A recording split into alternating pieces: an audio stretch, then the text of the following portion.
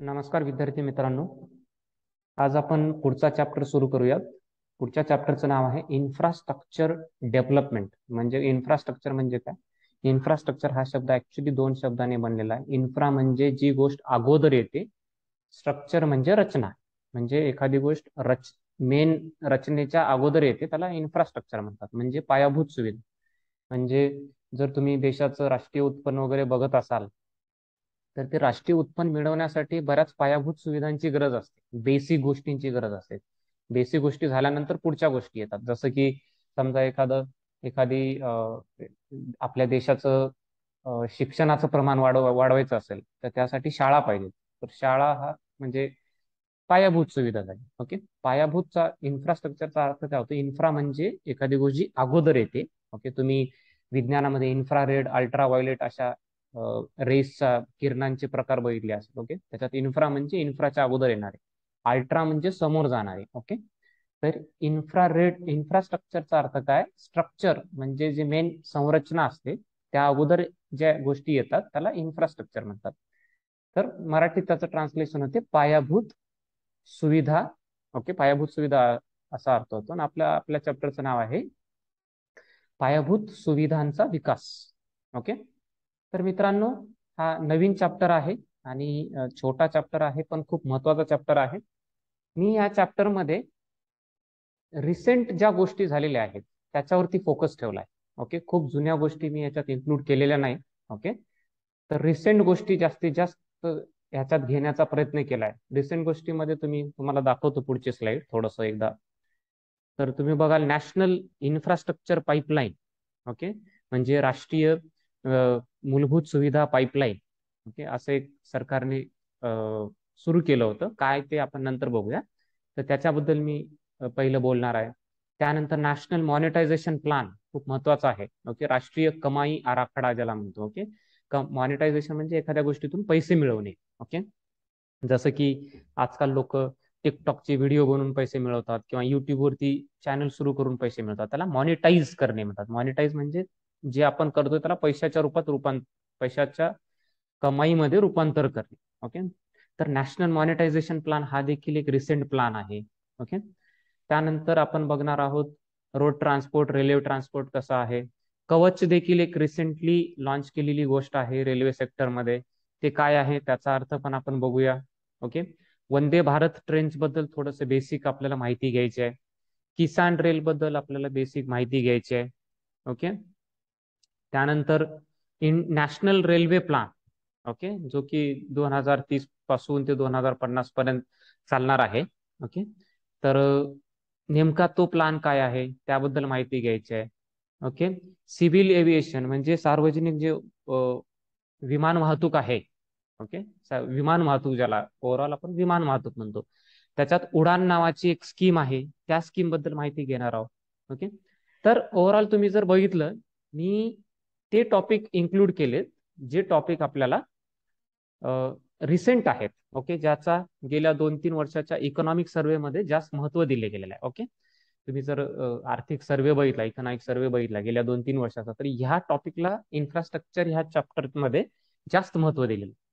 त्यामुळं माझा जो उद्देश असेल तो रिसेंट जे टॉपिक असतील त्याला कव्हर करणे असेल. ओके, आता हा टॉपिक जो UAS म्हणजे अनमॅन्ड एअरक्राफ्ट सिस्टम, ज्याला आपण सोप्या भाषेत ड्रोन्स म्हणतो. ओके, अनमॅन्ड म्हणजे मानवरहित, ज्याच्यात माणसाची गरज नाही. ओके, एअरक्राफ्ट म्हणजे एक प्रकारचं विमान. ओके, सिस्टम म्हणजे यंत्रणा. तर ज्या विमानामध्ये माणसाची गरज नसते, छोट्या स्वरूपाचं जे विमान असते त्या ड्रोन म्हणतो आपण. ओके, त्या ड्रोनचा देखील आता खूप महत्व वाढलेलं आहे. की कालच मी व्हिडिओ बघत होतो, त्यामध्ये एका देशात ड्रोनच्या सहाय्याने शेतकरी फवारणी करत होते. ओके, तर त्यामुळे ड्रोनचं महत्व भविष्यात खूप वाढणार आहे. ड्रोनची खूप खूप सारे कार्य आपल्याला भविष्यात दिसणार आहेत. ओके, तर आपल्याला उडानबद्दल थोडीशी माहिती घ्यायची आहे. त्यानंतर disinvestment in by of air India, air India मधलं झालेलं निर्गुंतवणुकीकरण. ओके, निर्गुंतवणूक केली आपण एअर इंडिया मधली भारत सरकारने. ते नेमकं काय होतं ते आपल्याला थोडंसं बघायचं आहे. ओके, त्यानंतर खाजगीकरण, जे एअरपोर्ट आहेत, ओके, विमानतळ आहेत, त्याचं खाजगीकरण कसं करण्यात आलं त्याबद्दल आपल्याला देखील थोडीशी माहिती घ्यायची आहे. ओके, त्यानंतर बंदरांबद्दल थोडीशी माहिती, सागरमाला प्रोजेक्ट बद्दल मी मागच्या लेक्चरमध्ये डिटेलमध्ये बोललो होतो. ह्या लेक्चरमध्ये थोडासा वेगळा स्कोप असेल. मागच्या लेक्चरमध्ये आपण इंडस्ट्री पॉईंट ऑफ व्ह्यू बोललो होतो. ह्या लेक्चरमध्ये आपण पायाभूत सुविधा ह्या दृष्टीने आपल्याला त्याच्याकडे बघायचं आहे. ओके, तर सागरमाला प्रोजेक्ट विषयी आपण बघूया. ओके, आणखी दुसरं आहे मरीटाईम इंडिया विजन. ओके, म्हणजे समुद्राविषयी जे भारताचं धोरण आहे. ओके, म्हणजे समुद्रातून मिळणारे जे आर्थिक किंवा इतर स्रोत असतात किंवा समुद्रातून मिळणारे जे आर्थिक संसाधनं असतात. ओके, त्याच्यासाठी आपला दृष्टिक्षेप काय आहे, त्याच्यासाठी भविष्याची प्लॅन काय, भविष्याचा आराखडा काय, त्यासाठी देखील एक मरीटाईम इंडिया विजन असं एक विजन आहे भारताचं. ओके, त्याबद्दल आपण बोलणार आहोत.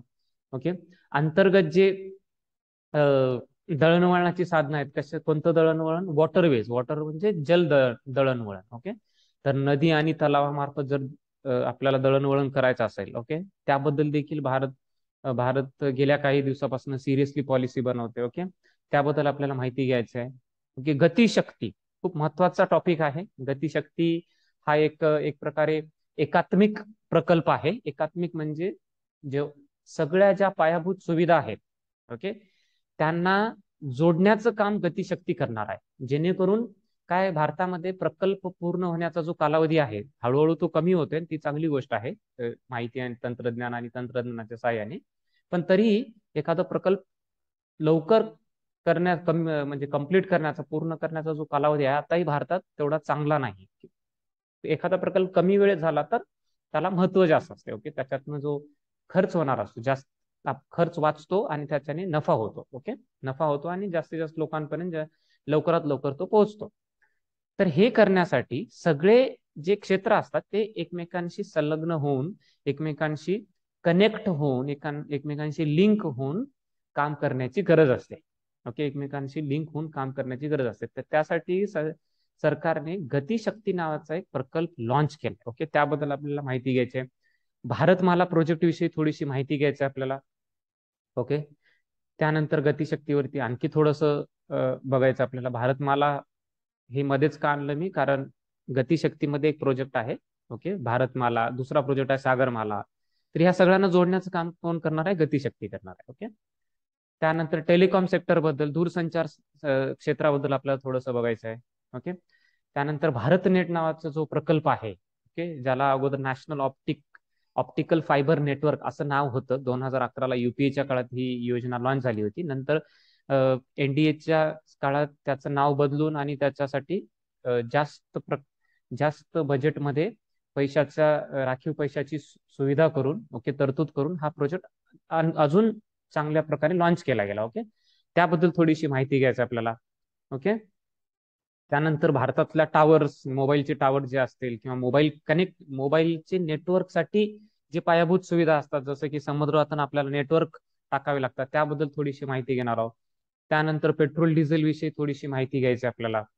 लक्ष भारत पेट्रोल जे आहे, लक्ष भारत पोर्टल जे आहे, जे की पेट्रोल डिझेल गॅस ज्या कंपन्या बनवतात, ओके, त्यांना जोडण्याचं काम करते, त्यांची माहिती गोळा करण्याचं काम करते. ह्याबद्दल थोडीशी माहिती घ्यायची आहे.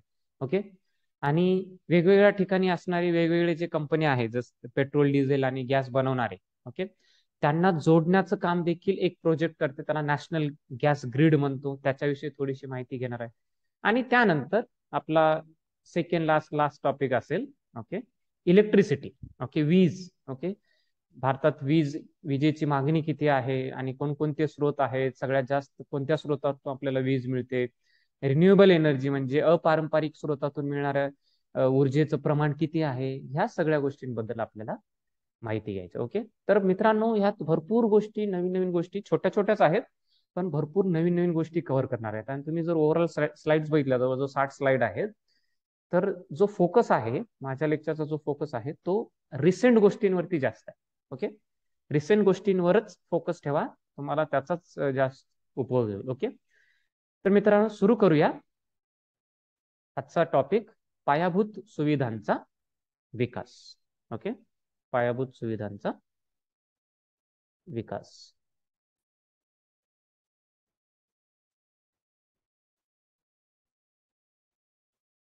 तर मित्रांनो, आजचा पहिला टॉपिक आहे नॅशनल इन्फ्रास्ट्रक्चर पाईपलाईन, म्हणजे राष्ट्रीय पायाभूत सुविधा पाईपलाईन. आता इथं पाईपलाईन या शब्दाचा अर्थ तुम्ही असं आपल्या नळाची पाईपलाईन वगैरे असा म्हणजे घेऊ नये. पाईपलाईनचा अर्थ काय, एखादी गोष्ट जी असं इतर गोष्टींना जोडते, त्याचा अर्थ असा होतोय. ओके, इतर गोष्टींना जोडते आणि ती आपण वेळेवर कंप्लीट करतो. ओके, एक टाइम बाउंड वेळेमध्ये कंप्लीट करण्याचा जो प्रकल्प असतो त्याला पाईपलाईन असा शब्द आहे. ओके, आणि ज्यामध्ये प्रकल्प असतात. ओके, पाईपलाईन म्हणजे कसं, तुम्ही जर नळाची पाईपलाईन बघितली तर त्याच्यामध्ये पाणी असते. ओके ओके, आणि पाण्याचा प्रवाह इकडून तिकडं होते. ओके, आणि नवीन पाणी एक जुन्या पाण्याला समोर ढकलते. ओके, तसाच काहीतरी एक अर्थ आहे. राष्ट्रीय पायाभूत सुविधा पाईपलाईन म्हणजे ह्याच्यात भरपूर प्रकल्प असतात. ओके, आणि त्या प्रकल्प एकमेकांना एकमेकांना पूरक असतात. Okay, they help each other. ते प्रकल्प कसे असतात, एकमेकांना पूरक असतात आणि ते एकमेकांसाठी कामं करतात. ओके, तर नॅशनल इन्फ्रास्ट्रक्चर पाईपलाईन हा असाच एक प्रकल्प आहे. तो आहे, त्याची विशेषता म्हणजे पब्लिक प्रायव्हेट पार्टनरशिप. म्हणजे काय, सार्वजनिक आणि खासगी क्षेत्राची जी भागीदारी आहे. ओके, हा प्रकल्प फक्त सार्वजनिक क्षेत्राचा नाही, फक्त खासगी क्षेत्राचा नाही, तर एक सार्वजनिक आणि खासगी क्षेत्राचं मिळून एक नवीन जो प्रकार आहे PPP. Okay, public private partnership म्हणजे सार्वजनिक आणि खासगी क्षेत्र मिळून त्यांची भागीदारी, एकमेकांसोबत भागीदारी असते. अशा तत्वावरती, ओके, सार्वजनिक खासगी भागीदारी तत्वावरती जो लॉन्च केला गेलेला आहे प्रोजेक्ट. ओके, त्याला म्हणतात, त्याचं नाव आहे नॅशनल इन्फ्रास्ट्रक्चर पाईपलाईन. ओके, आता हे पीपीपी तत्वावरती का लॉन्च केलेलं आहे, कारण पीपीपी तत्व हे बाकीच्या तत्वांपेक्षा बरं आहे असं बऱ्याच इकॉनॉमिक्सचं महत्व आहे. ओके, आणि पीपीपीच्या बाबतीत बघितलं, पब्लिक प्रायव्हेट पार्टनरशिप, तर भारताची विकसनशील देश जे आहेत त्यामध्ये दुसरा क्रमांक आहे. पूर्ण जगभरात भारताचा विकसनशील देशामध्ये, ओके, खाजगी, ओके, खाजगी सहकारी जे प्रकल्प असतात, खाजगी सहकारी भागीदारीचे जे प्रकल्प असतात त्यामध्ये भारताचा हा दुसरा क्रमांक आहे. ओके, लक्षात ठेवा, जगामध्ये भारताचा विकसनशील देशामध्ये दुसरा प्रकल्प आहे. त्यामुळं भारतामध्ये आहे ना, त्याचा स्कोप भरपूर आहे. ओके, त्याची क्षमता भरपूर आहे. पब्लिक आणि प्रायव्हेट पार्टनरशिप बऱ्याचदा काय होते मित्रांनो, सार्वजनिक क्षेत्राकडे जर कामं दिली तर सार्वजनिक क्षेत्र ते कामं अतिशय कार्यक्षम पद्धतीने करेल असं काही नाही. खाजगी क्षेत्रांकडे दिले तर कदाचित नफा कमवण्याच्या उद्देशाने ते प्रोजेक्ट केले जातात, त्याचा खर्च जास्त होऊ शकतो. म्हणून पब्लिक प्रायव्हेट पार्टनरशिप म्हणजे सार्वजनिक आणि खाजगी यांची भागीदारी मिळून जो प्रकल्प असतो तो बऱ्याचदा थोडासा एक नफादायक आपल्याला पडतो. ओके, फायदेमंद पडतो. आणि त्यामुळं सरकार काय करते, सरकार बऱ्याचदा या तत्वाचा वापर करून प्रोजेक्ट चालवण्याचा प्रयत्न करते. ओके, आता नॅशनल इन्फ्रास्ट्रक्चर पाईपलाईन नेमका आहे काय. ओके, आता हा प्रकल्प काय आहे, 2014-15, बघा 2014-15 ते 2020-21, ओके, ह्या कालावधीसाठी जवळजवळ 1,37,218 करोड रुपयांचा हा प्रोजेक्ट आहे. त्यामध्ये 66 प्रोजेक्ट आहे. ओके, 66 प्रकल्प आहेत त्यात. ओके, बघा 2014-15, ओके, ते 2020-21 पर्यंत, ओके, एक प्रकल्पाचा गट आहे. ओके, 66 प्रकल्प आहेत. त्याच्यात किती प्रकल्प आहेत मित्रांनो, 66, आणि याचा खर्च किती आहे, 1,37,218 करोड एवढा खर्च आहे. आणि ह्या प्रकल्पाला मंजुरी कोणी दिली होती मित्रांनो, public private partnership appraisal committee. Okay, तर एक public private partnership appraisal committee, appraisal म्हणजे मूल्यमापन करण्यासाठी एक कमिटीची स्थापना केली होती. ओके, खाजगी सार्वजनिक भागीदारी मूल्यमापन कमिटीची स्थापना झाली होती. त्या कमिटीने तरतुदी दिल्या, काही शिफारसी दिल्या, आणि त्या शिफारसीनुसार नॅशनल इन्फ्रास्ट्रक्चर पाईपलाईनची स्थापना करण्यात आली. ही योजना लॉन्च करण्यात आली. त्यामध्ये 66 प्रकल्प आहेत, ज्याचा एकूण खर्च 1,37,218 करोडचा आहे. आणि हे प्रकल्प सुरुवातीला बरं 2014-15 ते 2020-21 ह्या कालावधीत सुरू राहणार होते. पण नंतर काय करण्यात आलं, पण म्हणजे पुढचं असं निगेटिव्ह नाही, पॉझिटिव्ह आहे. नंतर काय करण्यात आलं की ह्या प्रकल्पाची व्यवहार्यता काय किती आहे. ओके, व्हायबल किती आहेत. व्हायबल म्हणजे हे प्रकल्प आपल्याला खरंच किती आपण हे यशस्वीपणे पार पाडू शकतो का. पार पाडू शकत असू तर ह्याला पुढं आणखी याला वाढ देता येईल का, ओके, आणखी काही काळासाठी हे सुरू करू शकतो का, असा एक अभ्यास करण्यात आला. त्याला व्हायबिलिटी गॅप फंडिंग स्कीम म्हणतात. काय म्हणतात? व्हायबिलिटी गॅप फंडिंग स्कीम. व्हायबिलिटी म्हणजे व्यवहार्यता, गॅप फंडिंग म्हणजे पुरवठा अंतर्निधी. ओके, पुरवठा अंतर्निधी म्हणजे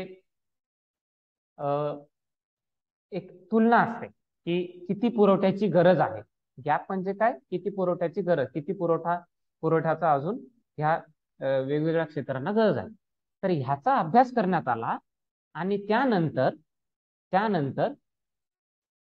एक ठरवण्यात आलं की जरी हे आर्थिक दृष्ट्या, बघा मित्रांनो, पहिलं काय झालं, व्यवहार्यतेचा, त्याची व्यवहार्यता किती आहे ह्याचा अभ्यास करण्यात आला आणि त्यानंतर ओके ह्याची व्यवहार्यता किती आहे ह्याचा अभ्यास करण्यात आला आणि त्यानंतर असं निष्कर्ष काढण्यात आला की सामाजिक दृष्ट्या हे प्रोजेक्ट चांगले आहेत, हे प्रकल्प खूप चांगले आहेत, पण कदाचित आर्थिक दृष्ट्या वित्ताच्या दृष्टीने बघितलं तर हे प्रकल्प काय आपल्याला परवडण्यासारखे नाहीत. पण कारण सार्वजनिक क्षेत्र नेहमी कसं, सार्वजनिक क्षेत्र हे सामाजिक उद्देशांवरती जास्त चालते, नफा कमवण्याच्या उद्देशाने जास्त चालत नाही. म्हणून सरकारने काय केलं, म्हणून सरकारने ओके ह्या स्कीमला 2024-25 पर्यंत वाढवलं. बघा मित्रांनो, सुरुवात झाली 2014-15ला, बंद होणार होती ही स्कीम 2020-21 ला.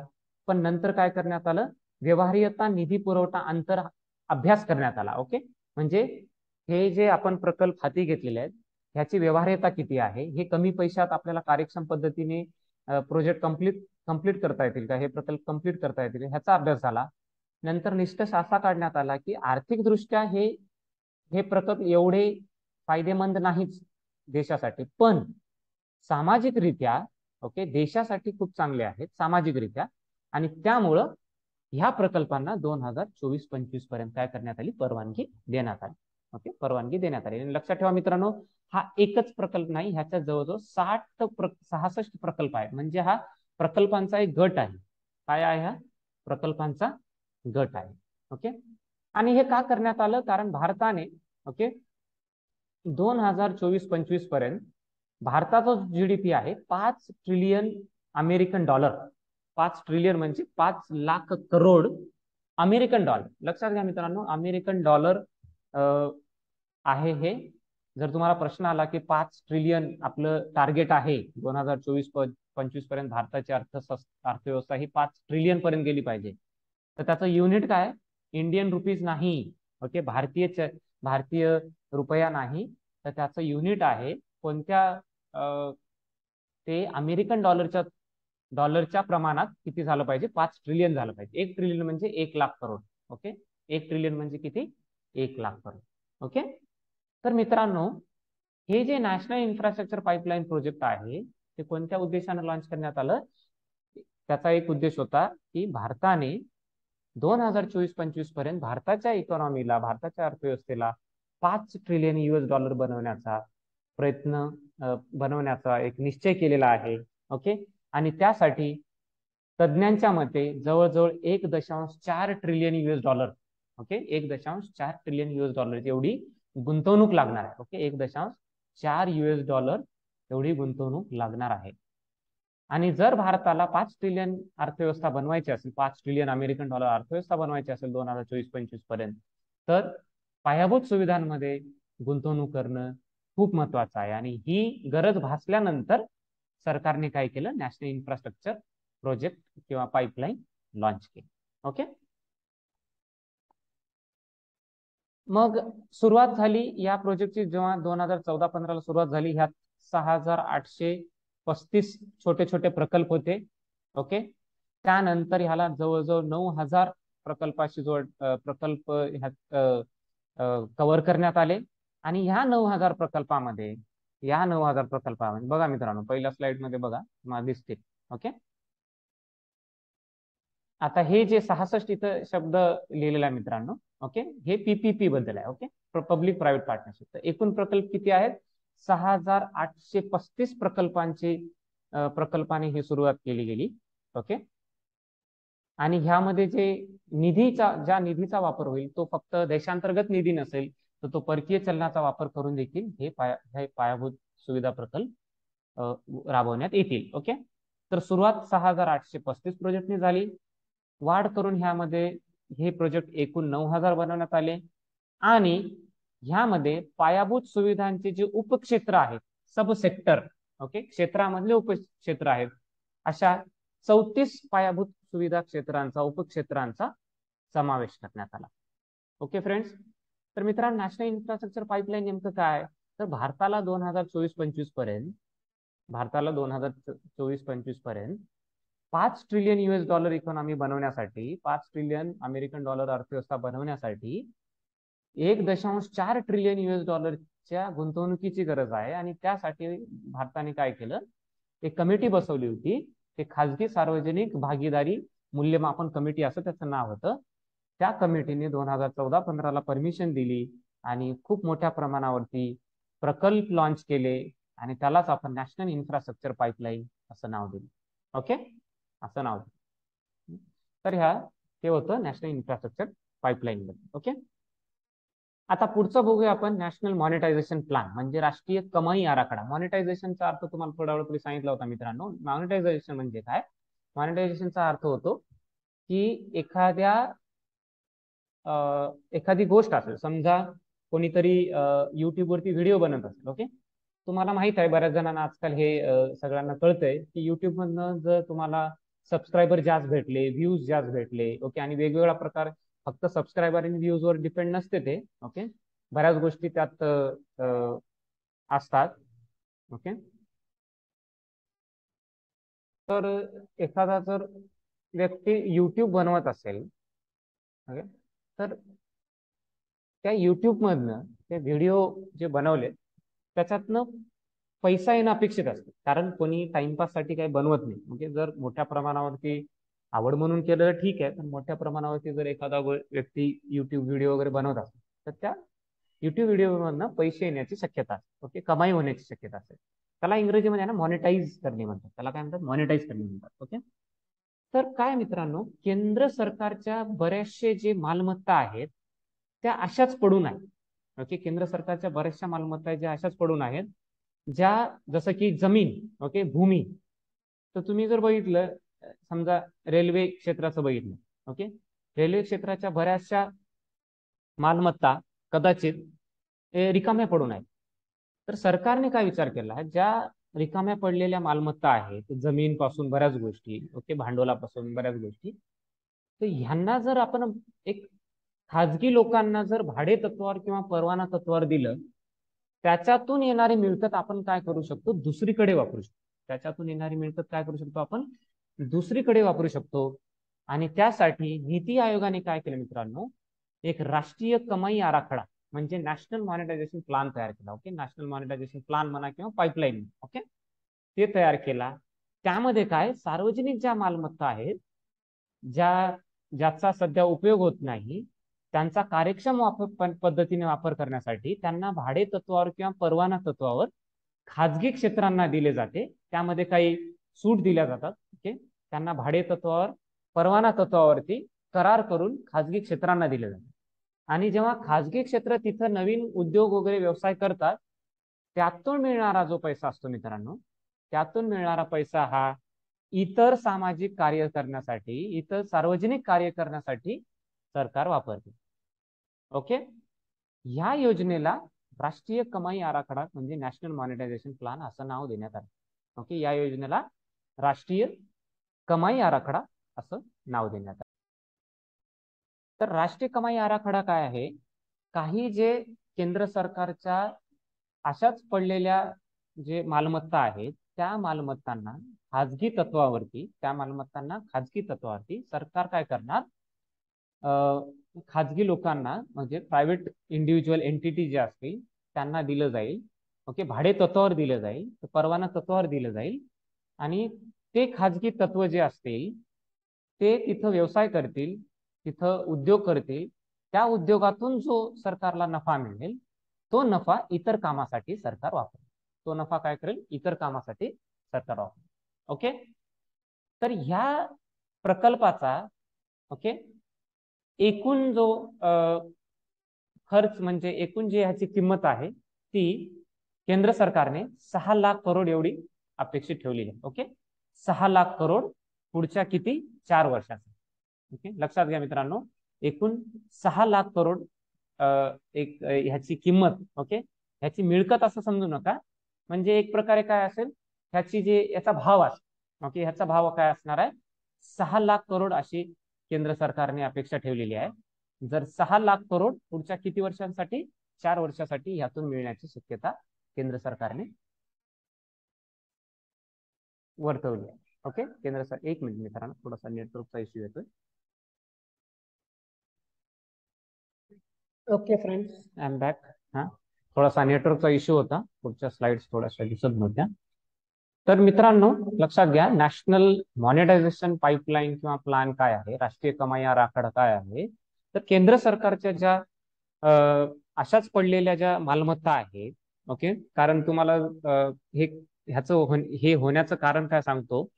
जेव्हा आपण स्वतंत्र झालो होतो, ओके, त्यानंतर जेव्हा पहिल्या आपण पंचवार्षिक योजनांबद्दल डिटेल माहिती बघितली, पंचवार्षिक योजनेमध्ये पहिल्या 2-3 पंचवार्षिक योजनेमध्ये बऱ्याच प्रमाणात सार्वजनिक क्षेत्रावरती भर देण्यात आला होता. आणि त्यामध्ये काय केलं होतं, सरकारने ज्या जमिनी आहेत, भूमी आहेत, ते केंद्र सरकारकडे ठेवल्या होत्या. केंद्र सरकारने त्या भूमी विकत घेतल्या होत्या. ओके, म्हणजे ती मालमत्ता केंद्र सरकारची होती. तर जसं की तुमचा समजा रेल्वेचा परिसर असेल. ओके, तुम्ही बघा भरपूर केंद्र सरकारच्या IITs वगैरे असतील, IIM असतील, किंवा नवोदय विद्यालय असतील. ओके, ही केंद्र सरकारची मालमत्ता आहे. त्यावेळेस त्यांनी ते मोठ्या प्रमाणावर विकत घेऊन ते स्वतःची मालमत्ता बनवली त्यांनी, केंद्र सरकार. पण ह्याचा काही भाग जर असा वाया जात असेल, तर केंद्र सरकारने काय केलं की हे भाडे तत्वावर देण्याचं ठरवलं, आणि त्यातून जे पैसे येतील ते इतर गोष्टींसाठी, सार्वजनिक खर्चासाठी ते वापरला जाते. तर ह्याला नाव काय दिलं, नॅशनल मॉनिटायझेशन प्लॅन, राष्ट्रीय कमाई आराखडा. आणि टार्गेट कितीचा आहे मित्रांनो, जवळजवळ 6 लाख करोड, पुढच्या 4 वर्षात 6 लाख करोड किमतीचं मिळकत मिळवण्याचं टार्गेट आहे. ओके, तर असं हे जवळजवळ टार्गेट ठेवण्यात आलेलं आहे. ओके, तर अशा 2 पाईपलाईन बघितले आपण आता, आराखडा बघितले एक प्रकारचे, नॅशनल इन्फ्रास्ट्रक्चर पाईपलाईन. ओके, ज्यामध्ये पायाभूत सुविधांविषयी प्रकल्पांचा ग्रुप आहे, हा एक गट आहे. ओके, आणि दुसरं म्हणजे नॅशनल मॉनिटायझेशन प्लान, म्हणजे राष्ट्रीय कमाई आराखडा. ओके, आता आपण काही क्षेत्रांकडे जाऊया. ओके, काही जे पायाभूत सुविधा क्षेत्र आहेत, जसं की रोड असेल, रेल्वे असेल, त्यानंतर जहाज असेल, त्यानंतर विमान क्षेत्र असेल. ओके, सार्वजनिक उड्डाण क्षेत्र असेल.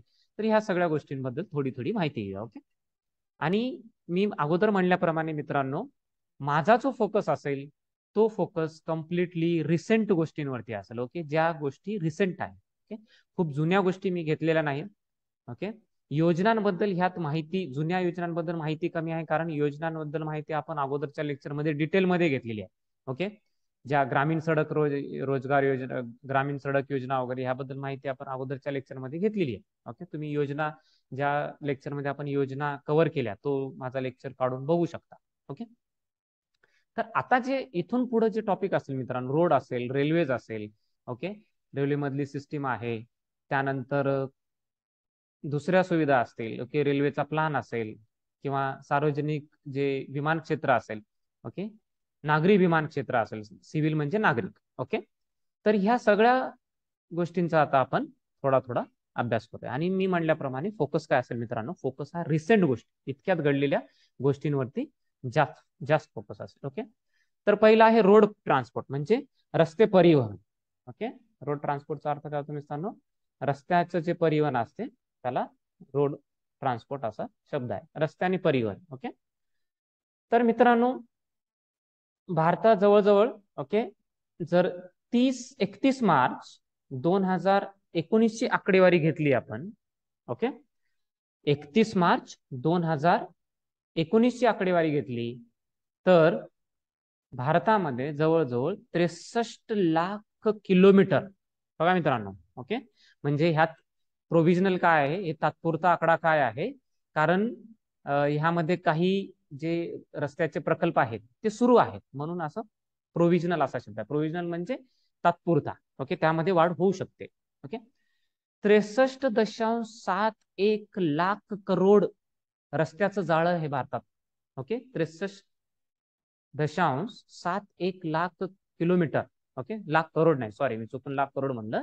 63.71 लाख किलोमीटर हे रस्त्यांचं जाळं आहे, जे की जगातलं दुसरं सगळ्यात मोठं जाळं.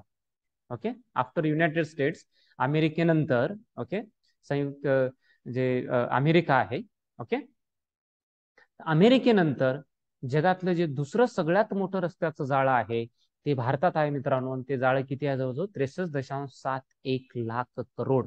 ओके, 63.71 लाख करोड रस्त्यांचं जाळं आहे. ओके, आणि तुम्ही जर प्रतिदिन, ओके, रस्त्यांचं जे बांधकाम बघितलं तुम्ही प्रतिदिन किती होते, तर मित्रांनो 2019-20, ओके, 2019-20 ला जवळजवळ 28 किलोमीटर प्रतिदिन ते व्हायचं, जे की वाढून 2020-21 ला 36.5 प्रतिदिन व्हायला लागलं. ओके, आणि ही आकडेवारी खूप महत्वाची आहे मित्रांनो. कल्पना करा, दररोज 28 किलोमीटर रस्त्याचं बांधकाम होते भारतात. दररोज किती? 28 किलोमीटर रस्त्यांचं बांधकाम होते. ते व्हायचे 2019-20 ला, ते वाढून 36.5 एवढं बांधकाम होतंय 2020-21च्या आकडेवारीनुसार. म्हणजे भारतात दररोज प्रतिदिन 36.5 किलोमीटर रस्ते बनवले जातात.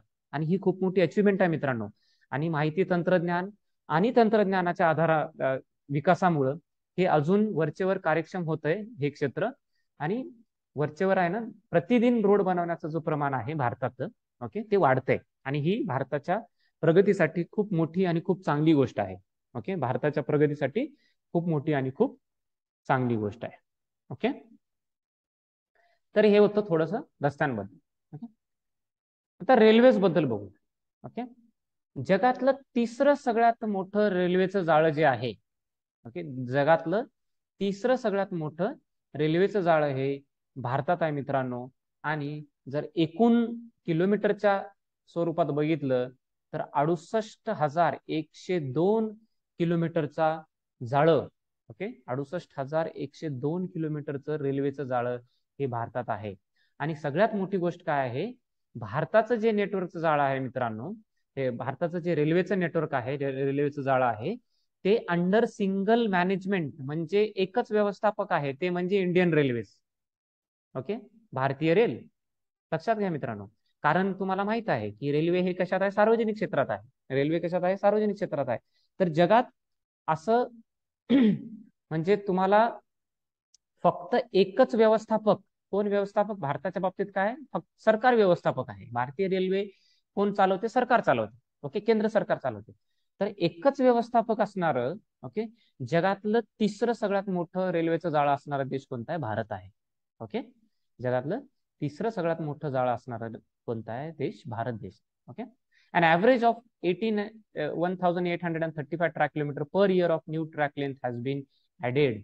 ओके, तर बघा 2014 ते 21च्या दरम्यान मित्रांनो, ओके, 2014 ते 21च्या दरम्यान दरवर्षी 1835 किलोमीटर, ओके, दरवर्षी 1835 किलोमीटरचं जाळं, ओके, दरवर्षी ऍड करण्यात आलं. ओके, आणि हे प्रमाण इकॉनॉमिक सर्वेच्या नुसार, ओके, ही आकडेवारी 2021-22च्या इकॉनॉमिक सर्वेची आहे. लक्षात घ्या, इकॉनॉमिक सर्वे 2021-22ची आकडेवारी आहे. हे प्रमाण 720 किलोमीटर होतं 2009 ते 14च्या दरम्यान. ओके, आणि वरच्यावर काय होतंय? माहिती तंत्रज्ञान. मी माहिती तंत्रज्ञान हा शब्द पुन्हा पुन्हा वापरते मित्रांनो. लक्षात घ्या, माहिती तंत्रज्ञानामुळे बऱ्याच गोष्टी सुकर झालेल्या आहेत.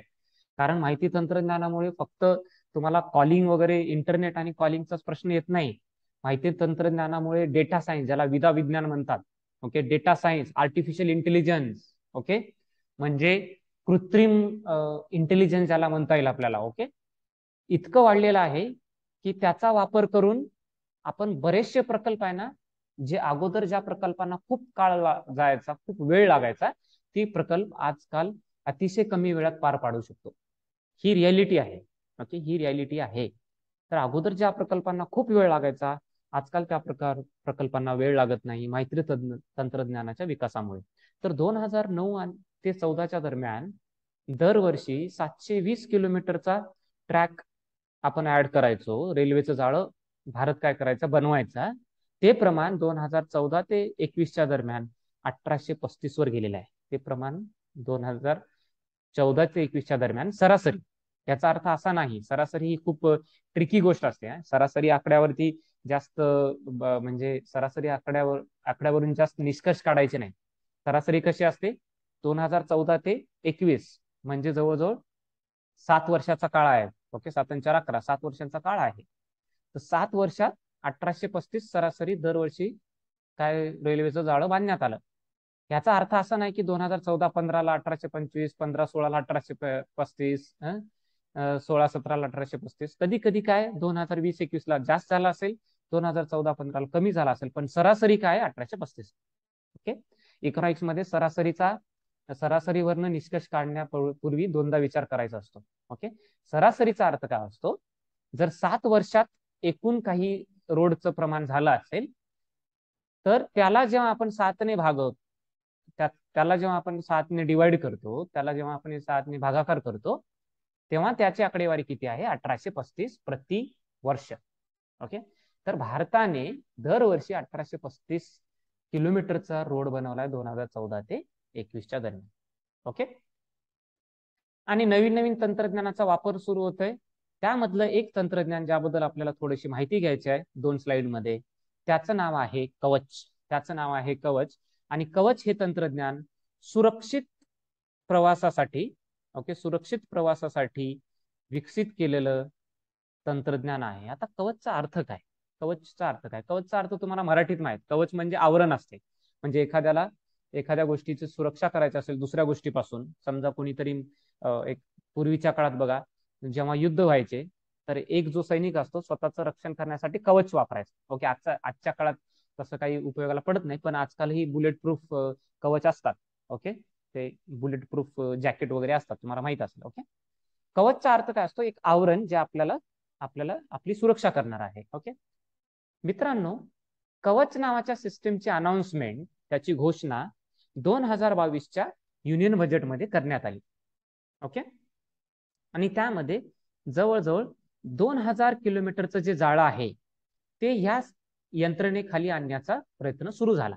आता नेमकी ही यंत्रणा काय मित्रांनो, ही यंत्रणा भारताने तयार केलेली, भारताने विकसित केलेली, सगळ्यात महत्वाची गोष्ट आहे, ही यंत्रणा भारताने विकसित केलेली यंत्रणा आहे.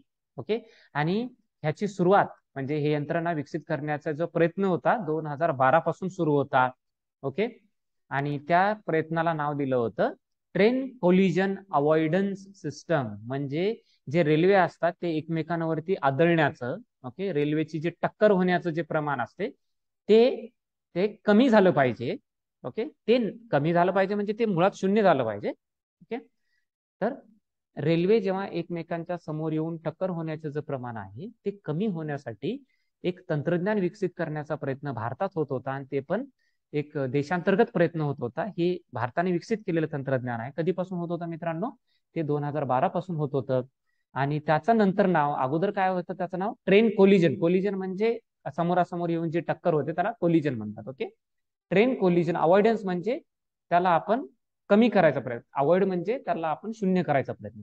Okay, avoidance system. तर हे होणं, ह्याला टाळता कसं येईल. ओके, अवॉइडन्स म्हणजे टाळणे. ओके, तर दोन रेल्वे जेव्हा एकमेकांसमोर येऊन धडक होण्याची जी शक्यता असते त्याला कसं टाळता येईल, ह्याच्यावरती एक यंत्रणा 2012 पासून त्या यंत्रणेवरती काम होत होतं. आणि त्या यंत्रणेत ह्या प्रोजेक्टला, या प्रकल्पाला ह्या सरकारने नाव बदलून कवच नाव देण्यात आलं. ओके, आणि ही कवच काय झालं, ही जी भारताने विकसित केलेलं तंत्रज्ञान आहे हे काय करते, आपल्याला दोन रेल्वेंना एकमेकांसमोर येऊन आदळण्याचं जे प्रमाण आहे ते कमी करते. अगोदरच काय होते, ह्याने सिग्नल मिळतात. Okay, radio frequency identification device याला म्हणतात. Okay, radio frequency identification device, okay, RFID. ह्याने काय होते, हे कशावरती बसवलेले असतात, हे रेल्वेवरती रेल्वेच्या इंजिनवरती, रेल्वेच्या डब्यांवरती हे बसवलेले असतात. ओके, इंजिनावरती, डब्यावरती हे बसवलेले असतात. आणि जेव्हा दोन रेल्वे, समजा ही एक ट्रेन आहे, ही एक ट्रेन आहे, जेव्हा दोन रेल्वे समोरासमोर येतात तेव्हा जे हे रेडिओ फ्रिक्वेन्सी आयडेंटिफिकेशन डिव्हाइस असते हे काय करायला लागते, हे सिग्नल द्यायला लागते. हे काय करायला लागते, सिग्नल द्यायला लागते. आणि जो चालक असतो ट्रेनचा, रेल्वेचा जो चालक असतो मित्रांनो, त्या चालकाला ह्याची सूचना मिळते. ही सूचना मिळाल्यानंतर चालक काय करतो, चालक त्या ट्रेनला थांबवतो. चालक काय करतो, त्या ट्रेनला थांबवतो. तर हे जे तंत्रज्ञान आहे त्याला म्हणतात रेडिओ फ्रिक्वेन्सी आयडेंटिफिकेशन डिव्हाइस. हे काय एक प्रकारचं उपकरण आहे. हे काय मित्रांनो, एक प्रकारचं उपकरण आहे. तर हे उपकरण काय करते, जेव्हा दोन रेल्वे समोरासमोर येतात ते सिग्नल देतात कोणाला, ड्रायव्हरला. ओके. आणि सिग्नल दिल्यानंतर ड्रायव्हर काय करतो, ड्रायव्हर अलर्ट होतो, ड्रायव्हरला कळते की ही पुढून एक ट्रेन येते. ओके. आणि त्यानंतर ड्रायव्हर काय करतो, ब्रेक लावून ती ट्रेन थांबवून जे अपघात होणार असतो तो अपघात टाळण्याचा प्रयत्न करतो. ओके. ह्याला कवच असं नाव देण्यात आलं, पण मुळात ह्याची सुरुवात मित्रांनो लक्षात ठेवा 2012लाच या प्रकल्पाची सुरुवात झाली होती. या तंत्रज्ञान विकसित करण्याचं काम सुरू झालं होतं. पूर्वी त्याचं नाव वेगळं होतं. पूर्वी त्याचं नाव ट्रेन कोलिजन अवॉइडन्स सिस्टम असं होतं. ओके. नंतर त्याचं नाव कवच देण्यात आलं. त्याचं नाव बदलून कवच देण्यात होतं. हे ट्रेन बद्दल आहे, हे रेल्वे बद्दल आहे. ओके. आणि रेल्वे ही पायाभूत सुविधांचा एक खूप मोठा घटक आहे. भारतातला रेल्वे हा पायाभूत सुविधा पुरवठा करण्याचा खूप मोठा घटक आहे. दुसरी कोणती व्यवस्था सरकारने सुरू केली इतक्या 2022-23च्या बजेटमध्ये? ओके. सरकारने ठरवले की 400 नवीन Vande Bharat train, okay, Vande Bharat train सुरू करण्यात येतील पुढच्या 3 वर्षांमध्ये. 22-23, 23-24, 24-25. बघा मित्रांनो, 22-23, 23-24, 24-25. ओके. अशा पुढच्या 3 वर्षांमध्ये 400 नवीन वंदे भारत ट्रेन सुरू करण्यात येते. आता वंदे भारत ट्रेन आहेत काय, हे भारताने विकसित केलेल्या, पुन्हा एकदा बघा मित्रांनो, भारताने विकसित केलेल्या, ओके, भारताने विकसित केलेल्या सेमी हाय स्पीड, म्हणजे अति जलद नाही तर थोडेसे जलद. ओके. अति जलद नाही तर जलद. ओके. जलद ट्रेन आहेत, जलद रेल्वे आहेत. ओके. आणि हळूहळू काय होईल, हे जे वंदे भारत ट्रेन आहेत ते सध्या जरी थोडस अर्ध जलद असतील, ओके, थोड्या प्रमाणात जलद असतील, तर भविष्यात त्याला अतिजलद रूप देण्यात येणार आहे. भविष्यात काय करण्यात येणार आहे, त्याला अतिजलद रूप देण्यात येणार आहे. ओके. आणि ह्याची सुरुवात पूर्वी खूप अगोदर राजधानी एक्सप्रेस, राजधानी ट्रेन नावाचे जे चालतात, राजधानी ट्रेन तुम्ही नाव ऐकलं असेल, राजधानी ट्रेन चालतात, तेव्हापासून सुरुवात झाली होती. पण नंतर नवीन त्यात भर पाडण्यात आली नव्हती. ओके. नवीन त्यात काही भर झाली नव्हती, तर त्यामध्ये भर देण्याचं काम, ओके, एक घोषणा करण्यात आली 2022-23च्या बजेटमध्ये. अशी घोषणा करण्यात आली की पुढच्या 3 वर्षात 400 नवीन वंदे भारत ट्रेन हे भारतात विकसित केले जातील. आणि भारतातच विकसित केलेलं ह्याचे जे तंत्रज्ञान आहे मित्रांनो, भारताने विकसित केले. आणि ह्या जलद स्वरूपाच्या सेमी हाय स्पीड, म्हणजे भली ते अतिजलद स्वरूपाचे नसतील पण थोड्याशा अर्ध जलद स्वरूपाच्या ट्रेन आहेत, अर्ध जलद स्वरूपाच्या ट्रेन आहेत. ओके. आणि पहिली जी वंदे भारत ट्रेन त्याचे जे उत्पादन झालं मित्रांनो, ते integral coach factory ICF Chennai इथं करण्यात आलं. आणि ते कशाच्या अंतर्गत होतं मित्रांनो, मेक इन इंडिया.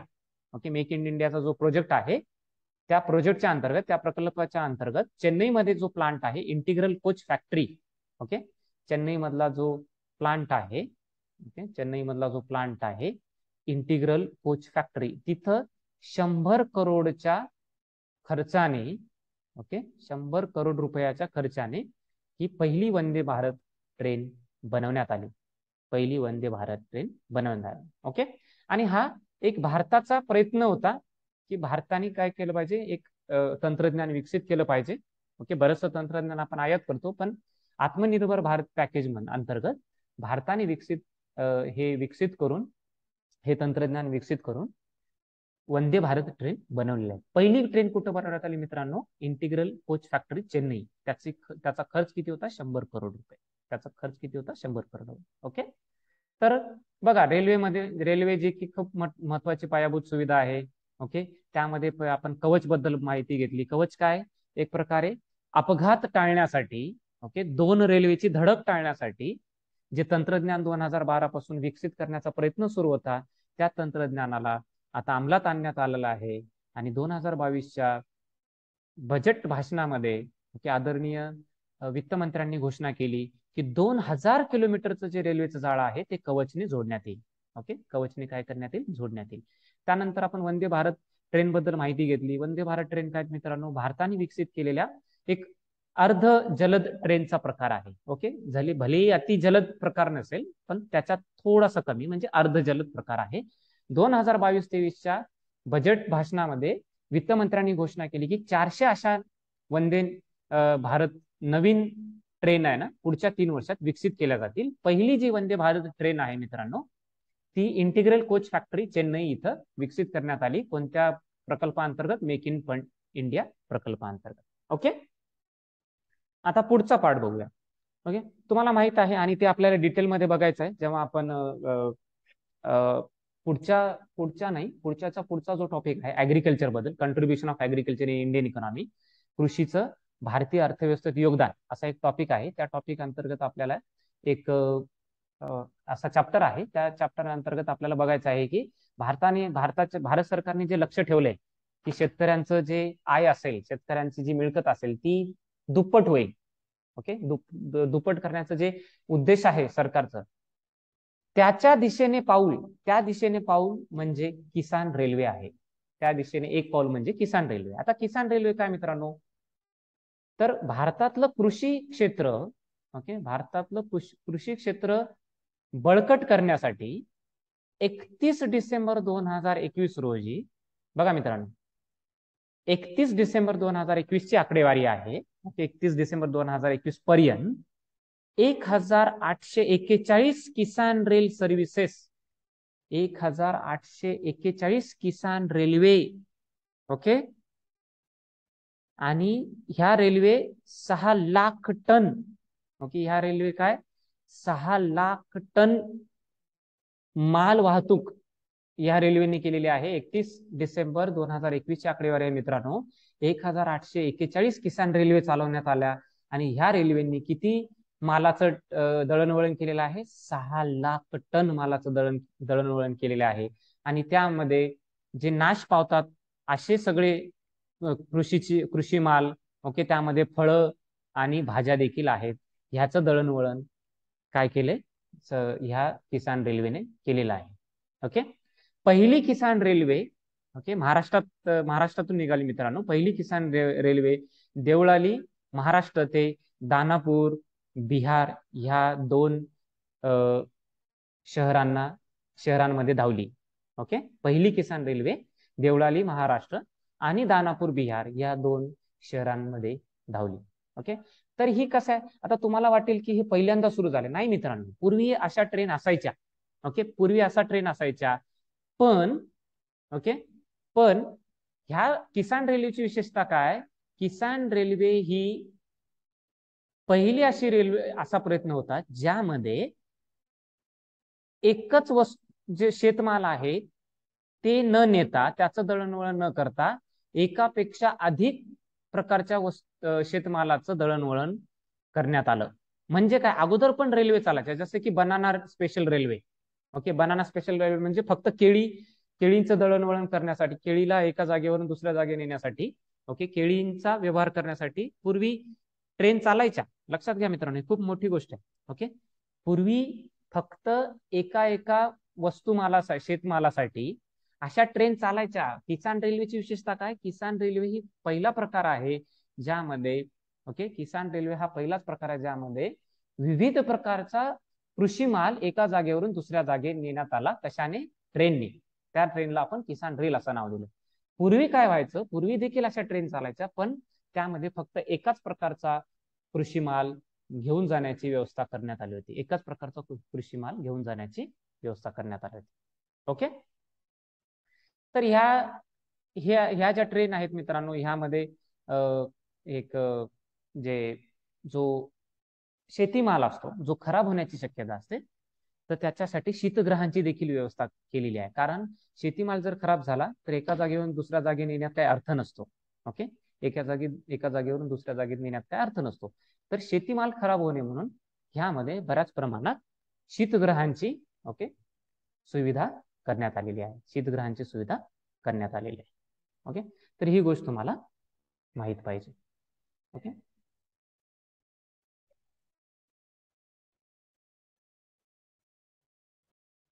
तर मित्रांनो, किसान रेल्वे नंतर रेल्वे नंतर ओके, आता आपण वळूया इतर काय सुविधा दिल्या जातात, एस्पेशली वायफाय. ओके, तर मित्रांनो, 5 डिसेंबर 2021च्या आकडेवारीनुसार जवळजवळ 6087, बघा मित्रांनो, 5 डिसेंबरची आकडेवारी आहे. ओके, 6087 रेल्वे स्टेशनवरती काय केलेलं आहे, केंद्र सरकारने वायफायची सुविधा केलेली आहे. ओके, केंद्र सरकारने काय केलेली आहे, वायफायची सुविधा केलेली आहे. ओके, तर ही खूप महत्वाची गोष्ट आहे. ओके, वायफायमुळे बऱ्याचदा तिथं उद्योग निर्माण होऊ शकतात, तिथल्या व्यवसायांना मदत होते. ओके, आणि लोकांना देखील तिथं बसून एकमेकांशी संवाद साधण्याला मदत होते. ओके, और इंटरनेटचा वापर ते करू शकतात. तर ही आहे 5 डिसेंबर 2021ची आकडेवारी. तर रेल्वेच्या बाबतीत आपण काय काय बघितलं मित्रांनो, पहिलं बघितलं की जगातली तिसरी सगळ्यात मोठी, सगळ्यात मोठं रेल्वेचं जाळं हे भारतात आहे. ओके, आणि सगळ्यात मोठी विशेषता म्हणजे एकाच व्यवस्थापकाखाली काम करणारी रेल्वे म्हणून आपली ओळख आहे. ओके, म्हणजे फक्त सरकार, केंद्र सरकारच याचं व्यवस्थापन करते. त्यानंतर आपण कवच सिस्टीम बद्दल बघितलो, जी 2012 पासून सुरुवात, ज्याच्यावरती काम सुरू होतं. 2022च्या युनियन बजेटमध्ये 2000 नेटवर्कला, ओके, 2000 स्टेशनला, ओके, 2000 जवळजवळ किलोमीटर, 2000 स्टेशन नाही, 2000 किलोमीटर नेटवर्कला कवचने जोडण्याचं एक घोषणा 2022च्या युनियन बजेटमध्ये करण्यात आली. ओके, तर 2022च्या युनियन बजेटमध्ये जवळजवळ 2000 किलोमीटर रेल्वेचं जे जाळं आहे त्याला कवचने जोडण्याचे एक घोषणा आदरणीय वित्तमंत्र्यांनी केली. ओके, पण लक्षात घ्या मित्रांनो, सुरुवात ह्याच्यावरती जे कामाची सुरुवात झाली होती ते 2012ला झाली. ओके, मग ह्या कवच कसं काम करते, ह्याच्यात एक रेडिओ फ्रिक्वेन्सी आयडेंटिफिकेशन डिव्हाइस, या डिव्हाइसचं तुम्ही, या यंत्रणाचं तुम्ही नाव पाठ करून घ्या मित्रांनो, कारण फक्त रेल्वेमध्येच नाही, बऱ्याच ठिकाणी याचा वापर होतो. बऱ्याच ठिकाणी तुम्हाला माहित असेल, जे आपलं ई वे, मतलब इलेक्ट्रॉनिक वे bills, E way bill, GST मध्ये एक प्रकार आहे. ओके, तर आजकाल टोलसाठी कुठं थांबायची गरज नसते. ओके, टोलसाठी फास्टॅग नावाची जी सुविधा सुरू झाली, फास्टॅग. ओके, तुम्हाला हे पण परीक्षा देण्याची शक्यता आहे. ओके, तर मित्रांनो, हे हे जे फास्टॅग आहे ते कोणत्या तंत्रज्ञानावर चालते, ह्याच तंत्रज्ञानावर चालते, रेडिओ फ्रिक्वेन्सी आयडेंटिफिकेशन डिव्हाइस. या डिव्हाइसचं नाव तुम्ही तोंडपाठ करून घ्या, radio frequency identification device. Okay, तर हे जे उपकरण आहे ते बऱ्याच म्हणजे बऱ्याच वाहनांमध्ये वापरलं जाते, बऱ्याच ठिकाणी वापरलं जाते. हे उपकरण काय करते, पुढून येणाऱ्या ज्या वस्तू असतात, पुढून येणारे जे वाहन असते, पुढून येणाऱ्या ज्या गोष्टी असतात, त्याचं एक सिग्नल, एक प्रकारचं सिग्नल काय करते, एक दुसऱ्या सिस्टमला देते. मग ती सिस्टम अलर्ट होते, जसं की ट्रेनच्या बाबतीत, रेल्वेच्या बाबतीत त्याचं सिग्नल हे ड्रायव्हरला दिलं जाते. मग ड्रायव्हर अलर्ट झाल्यानंतर ड्रायव्हर काय करतो, ते ब्रेक कंट्रोल करतो.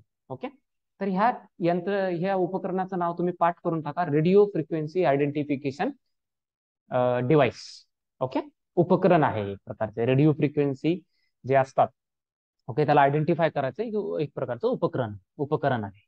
ओके, तर याबद्दल बघितल्यानंतर आपण वंदे भारत ट्रेन बद्दल बघितले, जे की सेमी स्पीड, स्पीड म्हणजे जलद, खूप प्रमाणात जलद, सेमी स्पीड म्हणजे थोड्याशा प्रमाणात जलद, अर्ध जलद म्हणलं तरी चालेल. ओके, तर सेमी स्पीड ट्रेनचा हा प्रकार आहे, हे देखील सरकारने सुरू केलं. नंतर किसान रेलची विशेषता काय, पूर्वी देखील शेतकऱ्यांसाठी रेल्वे चालायच्या, पण पूर्वी काय असायचं, एकच प्रकारचा शेतीमाल एका जागेवरून दुसऱ्या जागी नेण्याचं काम व्हायचं. पण सध्या जे किसान रेल चालतात त्यामध्ये तुम्ही एकापेक्षा जास्त शेतीमाल, एकापेक्षा जास्त प्रकारचा शेतीमाल एका जागेवरून दुसऱ्या जागी नेण्याची व्यवस्था करण्यात आलेली आहे. पहिली किसान रेल ही देवलाली महाराष्ट्र ते दानापूर बिहार ह्या 2 शहरांतर्गत धावली.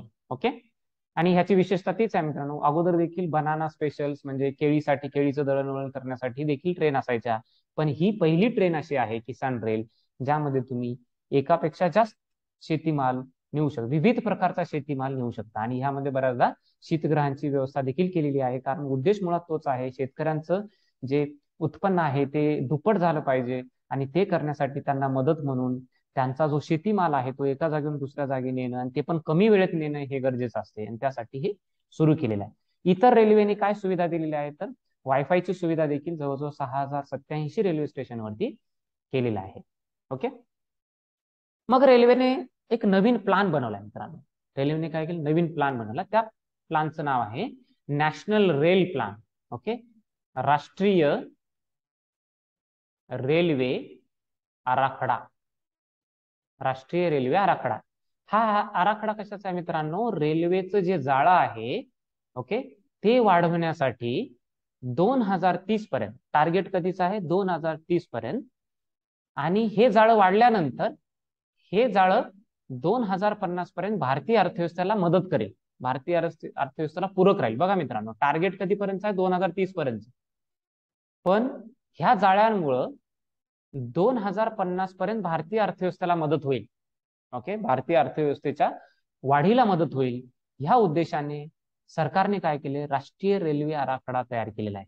सरकारने काय केलेला आहे, राष्ट्रीय रेल्वे आराखडा तयार केलेला आहे. आणि त्यासाठी अत्याधुनिक रेल्वेचे निर्मिती करणे हे सरकारचं धोरण आहे. ओके. आणि सध्या जी माल वाहतूक लक्षात घ्या, फ्रेट ट्रान्सपोर्टेशन ज्याला म्हणतात, सध्या जी माल वाहतूक 26 ते 27% आहे, ती 2030 पर्यंत 40 ते 45% नेण्याचा उद्देश हे गव्हर्नमेंटने ठेवलेला आहे. सध्याची जी माल वाहतूक आहे मित्रांनो, ती कशी आहे, जवळजवळ 26 ते 27% माल वाहतूक ट्रेनने होती. ती माल वाहतूक 40 ते 45% नेण्याचं टार्गेट कशामध्ये आहे, राष्ट्रीय रेल्वे आराखड्यामध्ये सरकारने ठेवलेलं आहे. हे देखील रेल्वे नावाची जी रेल्वे ही जी पायाभूत सुविधा आहे याला चांगलं करण्याचा प्रयत्न आहे. ओके.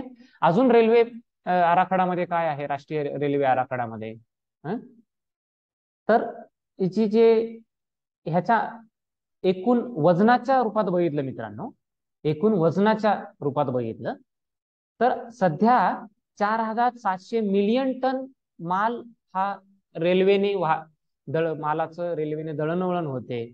ओके. किती, 4700 मिलियन टन. 1 मिलियन म्हणजे 10 लाख, टन्स म्हणजे 1000 किलो. तर तुम्ही ही आकडेवारी बघू शकता किती जास्त आहे. सध्या जी आकडेवारी आहे ते 4700 आहे. ती आकडेवारी 2030 पर्यंत 8200 मिलियन टन करण्याचा उद्देश ठेवलेला आहे. 8200 मिलियन टन्स. बघा मित्रांनो. ओके. आणि हे कशा ठरवलेलं आहे, राष्ट्रीय रेल्वे आराखडा जो बनवलेला आहे सरकारने, त्यामध्ये हे उद्दिष्ट ठेवलेलं आहे. ओके.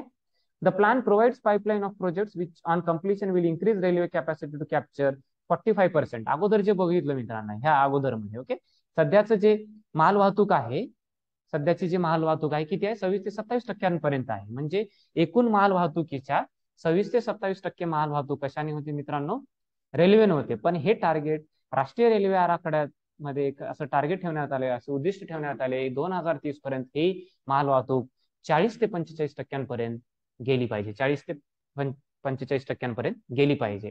अजून काय उद्दिष्ट आहेत, 100% electrification of its network by 2023. 2023 पर्यंत 100% रेल्वेच्या जाळ्याचं, रेल्वेच्या नेटवर्क, जे रेल्वेच्या ज्या सुविधा आहेत, ओके, रेल्वेचं जे जाळं आहे त्याचं, ओके, विद्युतीकरण झालं पाहिजे. काय झालं पाहिजे मित्रांनो, विद्युतीकरण म्हणजे इलेक्ट्रिफिकेशन झालं पाहिजे. म्हणजे सध्या बऱ्याचशा ट्रेन अशा आहेत त्या कोळशावर, डिझेलवरती चालतात मित्रांनो.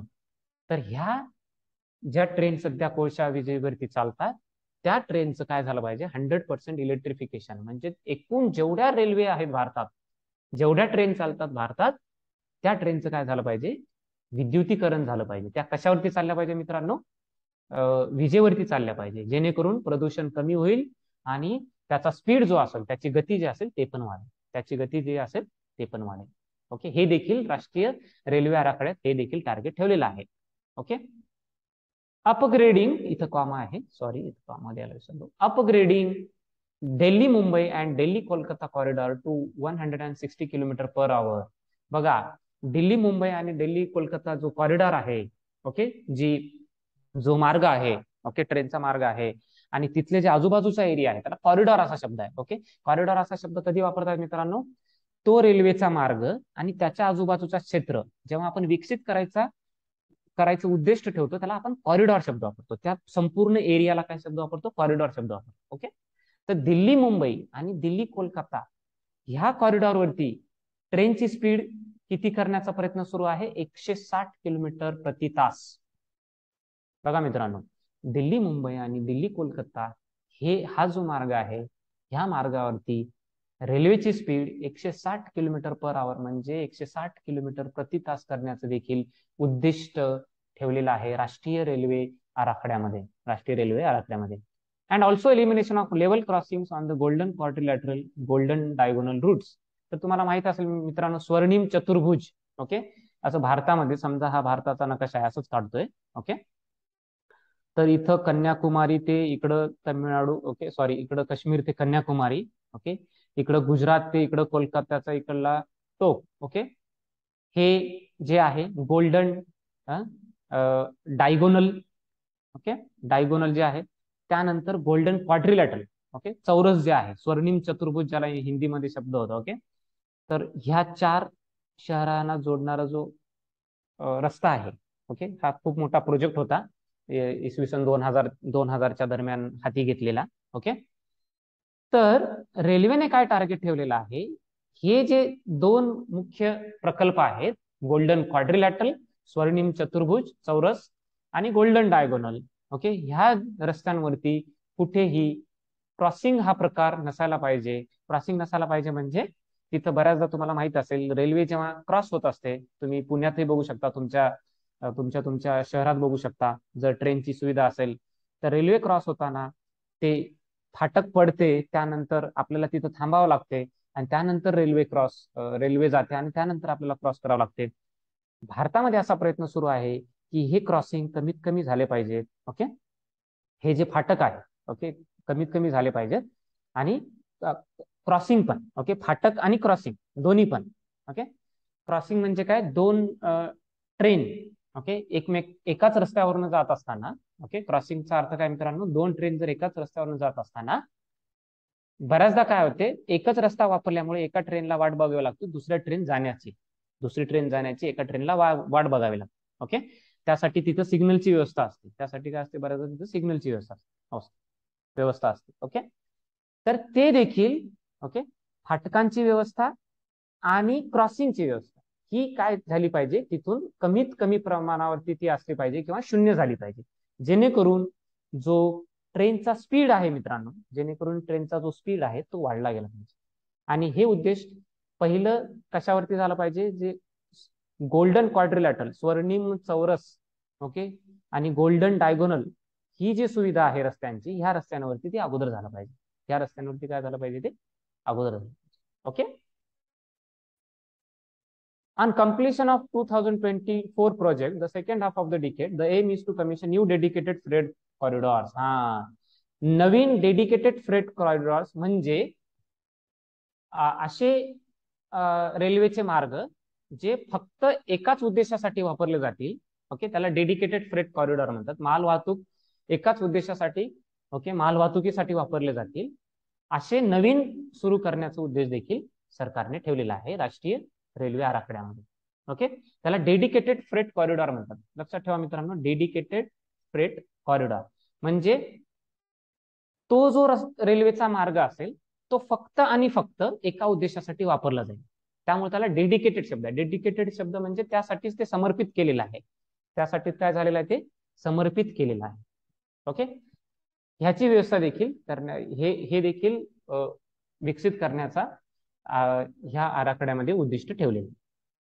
ओके, तर मित्रांनो, ट्रेन हा खूप महत्वाचा टॉपिक आहे आपल्यासाठी. ट्रेनमध्ये आपण काय काय बघितलं बघा.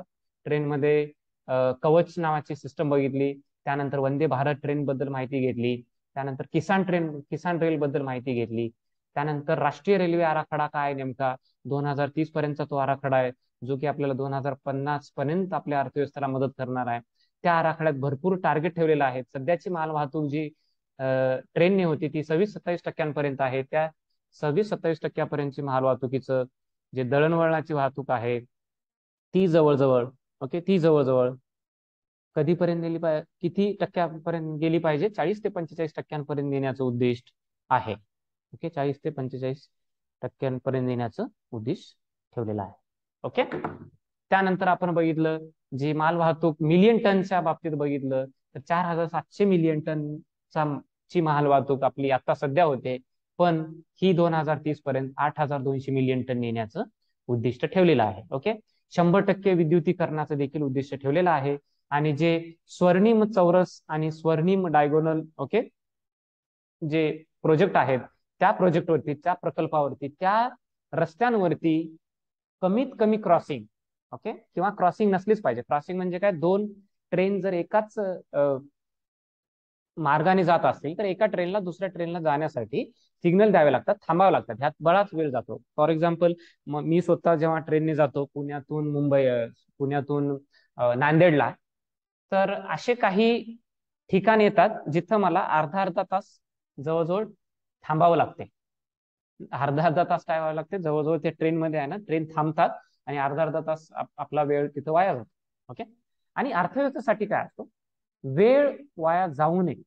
ओके, कमीत कमी वेळेत लोकांचं माल वाहतुकीचं दळणवळण झालं पाहिजे हे उद्दिष्ट असते. आणि तशा अर्थव्यवस्था ह्या थोड्याशा सक्षम अर्थव्यवस्था असतात, तशा अर्थव्यवस्था विकसित अर्थव्यवस्था असतात. तुम्ही बघा जपानमध्ये, युनायटेड स्टेट्समध्ये, अमेरिकेमध्ये, ओके, जर्मनीमध्ये हे जे क्रॉसिंगची जे टायमिंग आहे तो खूप कमी आहे. भारतामध्ये तो खूप जास्त आहे.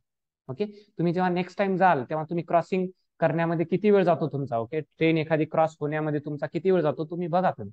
ओके, तर तिथं तुम्ही जेव्हा तुम्हाला तिथं जाणीव होईल की हा वेळ, एवढा वेळ जर आपण कमी करू शकलो तर भारताच्या अर्थव्यवस्थेला खूप मोठं पाठबळ मिळेल. ओके, आणि हाच उद्देश काय राष्ट्रीय रेल्वे आराखड्यामध्ये ठेवण्यात आलेला आहे. ओके, तर पुढचा टॉपिक बघूया आपण मित्रांनो, सिव्हिल एव्हिएशन. सिव्हिल एव्हिएशन म्हणजे जे लोकांसाठी, ओके, सिव्हिल हा शब्द कशासाठी दर्शवतो, मिलिटरीच्या अपोजिट आहे मित्रांनो. ओके, मिलिटरीच्या अपोजिट आहे.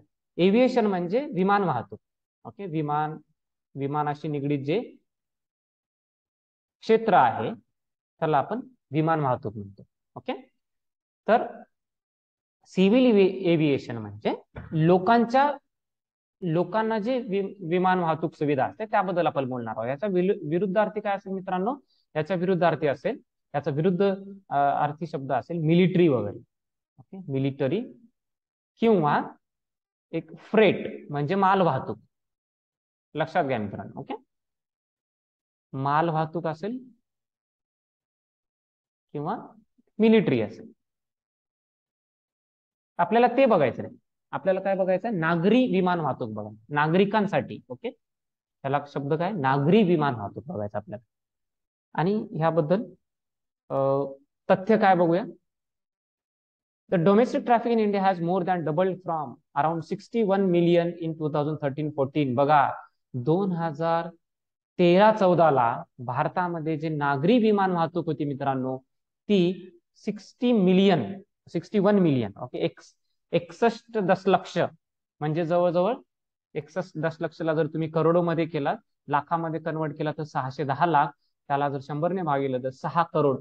म्हणजे तुम्ही जर देशांतर्गत बघितला, ओके, डोमेस्टिक ट्रॅफिक, ओके, देशांतर्गत जर तुम्ही नागरी विमान वाहतूक बघितलं मित्रांनो तर 2013-14 त्याचं प्रमाण किती होतं, 6 करोड होतं. किती होतं, 6 करोड. ते प्रमाण 19-20 137 मिलियन झालं, म्हणजे जवळजवळ 13 करोड झालं. ओके, दुपटीपेक्षा थोडस जास्त झालं. ओके, दुपटीपेक्षा जास्त झालं. आणि दरवर्षी त्याचा जे वाढीचा दर होता, वृद्धी दर होता तो 14% होता. ओके, लक्षात घ्या. ओके, तर नागरी विमान वाहतूक जी 6 करोडच्या दरम्यान होती 2013-14 ती जवळजवळ 13 करोड झाली. ती जवळजवळ किती झाली, 13 करोड झाली. ओके, तर नागरी विमान वाहतुकीमध्ये सगळ्यात महत्वाची जी स्कीम आहे, सगळ्यात महत्वाची जी योजना आहे मित्रांनो, त्या योजनेचं नाव आहे उडान. त्या योजनेचं नाव आहे उडान. तर पुढचे 5 ते 10 मिनिटं आपण उडान या योजनेबद्दल माहिती घेऊया, कारण खूप महत्वाचा टॉपिक आहे परीक्षेच्या दृष्टीने. उडान योजना काय मित्रांनो, it's a regional airport development program, म्हणजे क्षेत्रीय विमानतळ विकास प्रकल्प किंवा विकास योजना. उडान, लक्षात घ्या मित्रांनो, उडान हे आंतरराष्ट्रीय साठी नाही, हे क्षेत्रीय साठी आहे, रिजनल साठी आहे. ओके, आणि हे कोणत्या स्कीम अंतर्गत चालते? Regional connectivity scheme. ओके, तर क्षेत्रीय जे क्षेत्रीय गोष्टी आहेत किंवा क्षेत्रीय जे विमानतळ आहेत त्यांना जोडण्यासाठी जी स्कीम आहे, ओके, क्षेत्रीय विमानतळ जोडणी जी योजना आहे, ओके, त्या योजनेअंतर्गत एक योजना चालते आणि त्या योजनेचं नाव आहे उडान. त्या योजनेचं नाव आहे उडान. ओके, सुरुवात झाली याची 2016ला आणि 74 जवळजवळ विमानतळ या योजनेअंतर्गत ऍक्टिव्ह झाले. ओके, 74 विमानतळांची काय झाले या योजनेअंतर्गत सुरुवात झाली. ओके, आता नेमकं काय, नेमकं योजना काय बघा. विदिन 4 years ऑफ उडान, ह्या योजनेच्या 4 वर्षांच्या अंतर, okay, 4 rounds of bidding under RCS Udan have taken place and 153 RCS airports including 12 water aerodromes and 36 helipads have been identified for operations of RCS flights.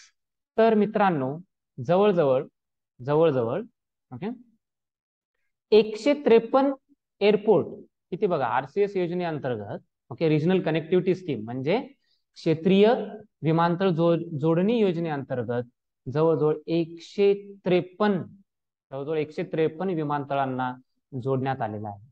153 विमानतळांना जोडण्यात आलेला आहे. ओके, त्यामध्ये 12 वॉटर एरोड्रम्स आणि 36 हेलिपॅडचा देखील समावेश आहे. ओके, 12 वॉटर एरोड्रम्स आणि 36 हेलिपॅडचा देखील समावेश करण्यात आलेला आहे. ओके, ही योजना सुरू झाल्यापासून जवळजवळ 948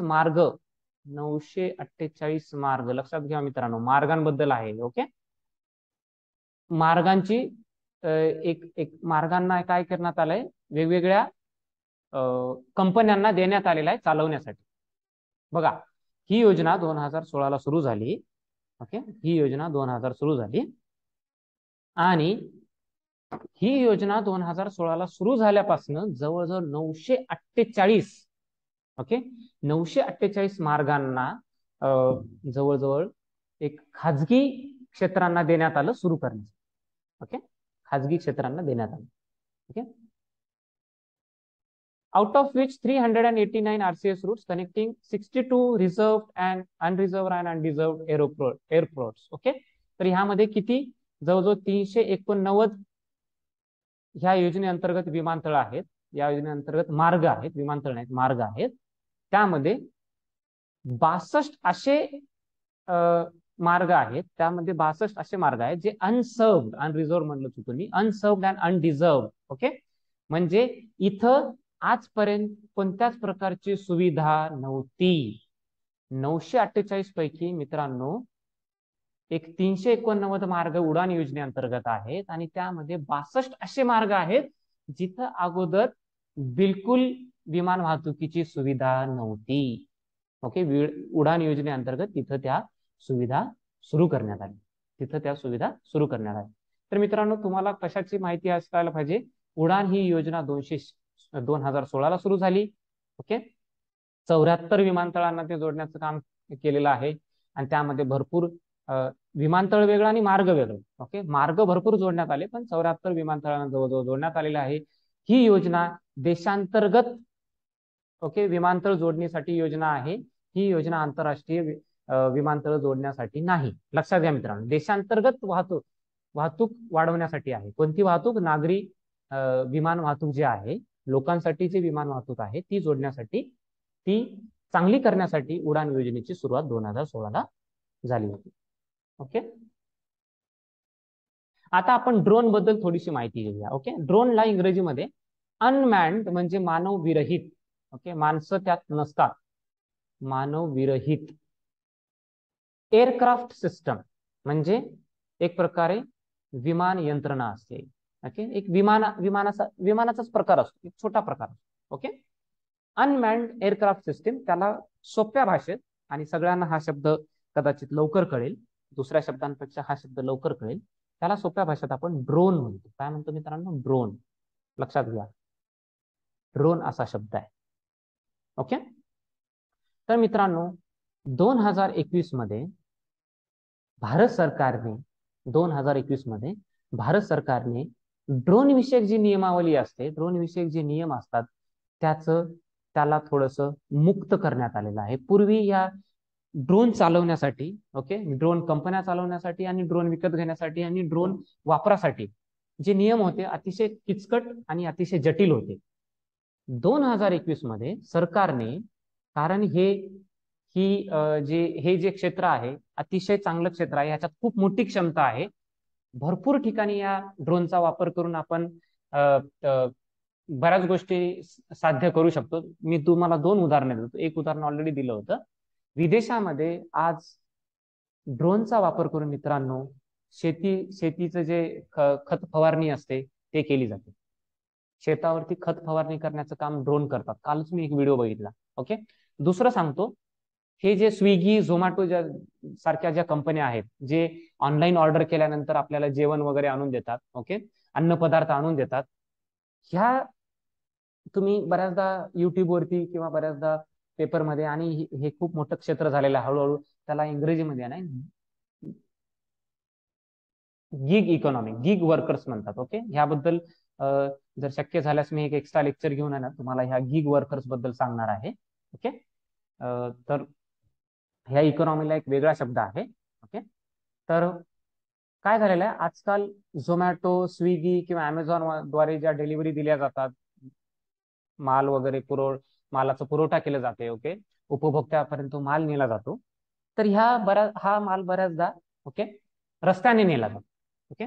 कदाचित दुसऱ्या एका सिटीपासून, दुसऱ्या एका शहरापासून ते आपल्या शहरात येईपर्यंत कदाचित ते विमाने येत असेल. पण मित्रांनो, जेव्हा ते एखाद्या शहरात येते तिथून आपल्यापर्यंत येण्यासाठी रस्ते वाहतूकच त्यांच्यासाठी एक पर्याय असतो.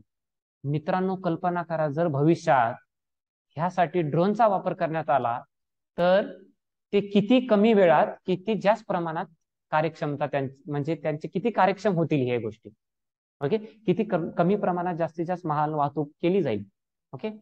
तुम्ही कल्पना करा, जर ड्रोनने ह्या गोष्टी, समजा मी पुस्तक ऑर्डर केलं, Amazon.in वरनं पुस्तक ऑर्डर केलं, फ्लिपकार्टवरनं पुस्तक ऑर्डर केलं, तर किती सहजपणे एका जागेवरनं दुसऱ्या जागेवरती, समजा पुस्तक माझं दिल्लीहून येत असेल तर दिल्लीवरनं ते पुस्तक माझ्याकडे, समजा दिल्लीवरनं मुंबईला ते पुस्तक विमानाने आलं अतिशय कमी वेळेत, तर विमानाने ते पुस्तक जर माझ्या घरात येत असेल, माझ्या घरापर्यंत येत असेल ड्रोनने, तर कल्पना करा किती कमी वेळेत, किती कार्यक्षम पद्धतीने ते डिलिव्हरी केली जाईल. ओके. तर ह्यासाठी ह्या क्षेत्राची क्षमता बघून 2021 मध्ये भारत सरकारने ह्याबद्दल जे नियम असतात मित्रांनो, त्या नियमांना थोडं शिथिल करण्यात आलं. ओके. लिबरलाइज करण्यात आलं. लिबरलाइज म्हणजे त्याला थोडस एक जे बॅरियर्स असतात, जे काही ज्या गोष्टी ह्या क्षेत्राची प्रगती होण्यापासून त्याला थांबवतात, त्या गोष्टींना काढून टाकण्याचं काम करण्यात आलं ऑगस्ट 2021 ला. ओके. आणि सगळ्यात चांगली गोष्ट, ज्या योजनेबद्दल आपण अगोदरच्या लेक्चरमध्ये बघितलं, प्रोडक्शन लिंक्ड इन्सेंटिव्ह. ओके. तर PLI योजना, आपण ह्या योजनेबद्दल मागच्या लेक्चरमध्ये बघितलं. अगर तुम्ही जर मागचा लेक्चर बघितलं नसेल तर नक्कीच तुम्ही मागचा लेक्चर बघा. PLI योजनेबद्दल मी माहिती दिली होती. PLI योजना काय मित्रांनो? PLI योजना ही उत्पादनाशी निगडीत योजना आहे, ज्यामध्ये उत्पादन वाढवल्यास केंद्र सरकार काय करणार आहे?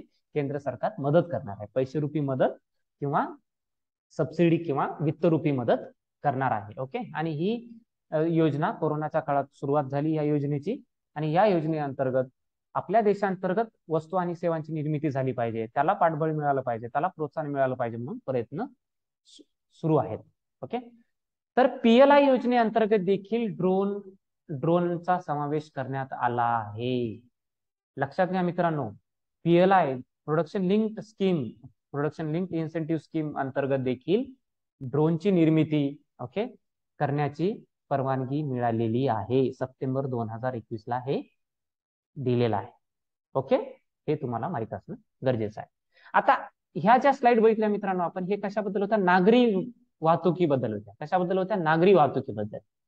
आता एक जी स्लाइड आहे मित्रांनो, ती आपण कशाबद्दल बघूया? Cargo by air. कार्गो म्हणजे काय? माल वाहतूक. ओके. विमान आणि माल वाहतूक. Total air cargo tonnage carried on October 2021, October 2021च्या आकडेवारीनुसार मित्रांनो 2.88 लाख मिलियन टन. ओके बघा, ओके 2.88 इथं काहीतरी चुकलंय, बहुतेक ते मिलियन टनच आहे. Okay 2.88 million tonne. ओके एवढी वाहतूक, ओके एवढी वाहतूक काय करण्यात आली, 2.88 मिलियन टन एवढी माल वाहतूक ऑक्टोबर 2021च्या, ओके ऑक्टोबर 2021 आकडेवारीनुसार एवढी माल वाहतूक कशाने झाली मित्रांनो, विमानाने झाली. एवढी माल वाहतूक कशाने झाली, विमानाने झाली. ओके तर लक्षात घ्या. तर ही जी स्कीम होती उडान, ही कशासाठी आहे, नागरी वाहतूक सेवेसाठी आहे. ओके नागरी विमान वाहतूक सेवेसाठी आहे.